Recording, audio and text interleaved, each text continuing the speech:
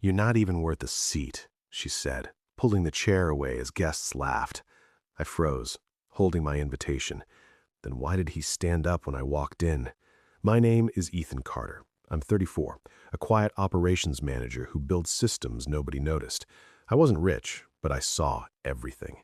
If you've ever been underestimated, subscribe now. Share your story below and click hype. Let's prove them wrong together. I still remember the smell of expensive flowers filling the air as I stepped into that wedding hall. It felt wrong, like I didn't belong there anymore. Maybe I never did. Lily's invitation had been short and cold. No warmth, no memory of what we once had, just a printed card, like I was a stranger. When I reached the entrance, a staff member blocked me. "Sir, you're not on the list." I showed the invitation, my hand slightly shaking. He checked again, then shook his head. "Sorry." Before I could respond, I heard her voice. "Oh, let him in." Lily walked toward us, dressed in white, perfect, distant. Her eyes scanned me like I was nothing. He used to be part of my life. Let him see what he lost. I stepped inside, but every step felt heavier than the last. People stared, some whispered, some even smiled like they knew the story already. Then Lily leaned closer and said, "You really thought you belonged here. You were always temporary." Her words cut deep. I tried to stay calm, but my chest tightened. Then Daniel walked up beside her, confident, polished. He looked at me and smirked. "Man, you should have worked harder instead of dreaming." I didn't reply. I couldn't. My voice felt gone. A few guests laughed softly. Someone nearby raised their phone, recording.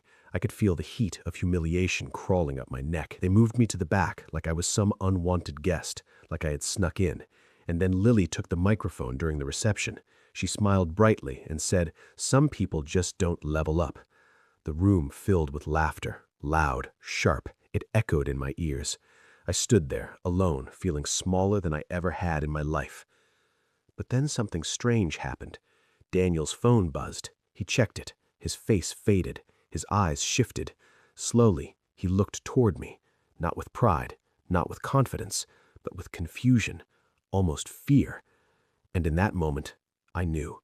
The story wasn't over. I remembered how it all began falling apart. Lily used to sit across from me, smiling, believing in us, but over time her tone changed. "Your job is small," she said one night. "You're not going anywhere." That hurt more than I admitted. I worked late nights building systems for the company, fixing problems no one else could solve, but to her it meant nothing. Then came the posts. Pictures of her with Daniel, smiling in expensive places, captions like, "Upgrade your life, not your excuses." Everyone knew who she meant. Everyone saw it. The divorce was worse. She took most of what I had. "You owe me for wasting my years," she said. I didn't fight. I didn't argue. I just let it happen. "You'll never be more than average," she told me once. That sentence stayed with me. It followed me into every quiet night, every long shift, every moment I questioned myself. But I didn't break. Not fully. I stayed quiet. I watched. I learned. And slowly, something inside me changed. Standing there at the wedding, I wasn't the same man she left. My shoulders felt stronger, my breath steadier. I wasn't there by accident. I was there for a reason. What they didn't know was I wasn't just working a job. I was building something bigger, quietly, carefully. I had access to systems they didn't even understand. I saw numbers, decisions, movements behind the scenes. I signed documents they never saw, approved decisions they lived under without knowing, promotions, budgets, changes that shaped their world. I stayed invisible on purpose. It was easier that way. No pressure, no expectations, just results. And tonight, I didn't come for closure. I came because it was time for the truth to surface. Mr. Reynolds once told me, "You don't need applause, you need timing." He was the only one who ever saw my value early on. A senior executive, quiet but powerful. He guided me, taught me patience, strategy. Let them think they've won, then show them what winning really looks like.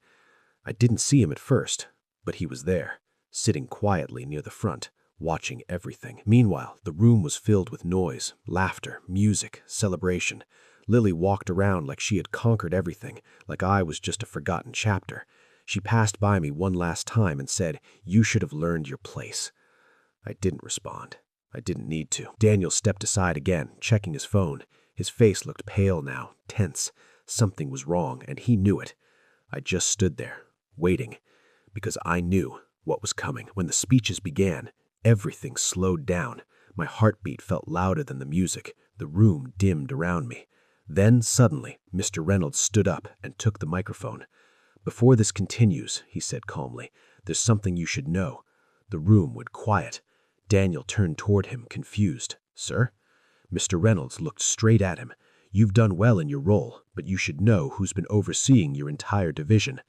A pause, heavy, thick. Then he pointed at me. "Ethan Carter."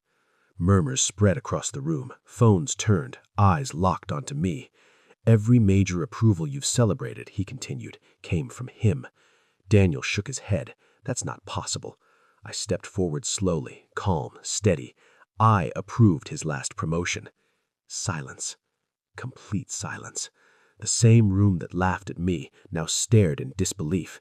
The same people who whispered now had nothing to say. And just like that, everything flipped. I didn't stay long after that. I didn't need to. As I walked out, I felt lighter, free. Lily tried to call my name, but I didn't stop. There was nothing left to say. Daniel stood frozen, his world shaken. The power he thought he had was never really his. Behind me, I could hear whispers changing direction, judgment shifting, truth settling in. They laughed when they thought I was nothing. Silence came when they learned the truth. I stepped outside, breathing in the cool night air. For the first time in a long time, I felt at peace. Respect isn't loud, but when it shows up, it changes everything. If someone ever humiliated you in public, you know that pain. Share your story below. Subscribe to stand with others who've been there. Click hype to help this story reach others. Your story has power. If you felt a connection to mine, please subscribe and share your journey in the comments. Every hype helps someone else feel stronger.